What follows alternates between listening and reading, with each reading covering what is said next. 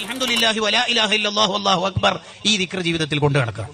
ഈ ദിക്റിൽ എത്ര അക്ഷരങ്ങളുണ്ടോ ആ അക്ഷരങ്ങൾ ടോട്ടൽ എത്രയാണോ ഉണ്ടാവുന്നത് ഇൻറ്റു 10.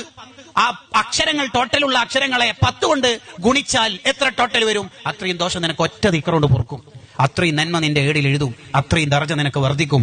ഉണങ്ങിയ ഇലകൾ കാറ്റടിക്കുമ്പോൾ മരത്തിൽ നിന്ന് കൊഴിഞ്ഞു വീഴുന്ന പോലെ ഓരോ തവണ സുബ്ഹാനല്ലാഹി വൽഹംദുലില്ലാഹി വലാ ഇലാഹ ഇല്ലല്ലാഹു അല്ലാഹു അക്ബർ എന്ന് ചൊല്ലുമ്പോൾ ഇങ്ങനെ ദോഷങ്ങൾ ഇങ്ങനെ പുറത്തു പോകും. തീർന്നില്ല.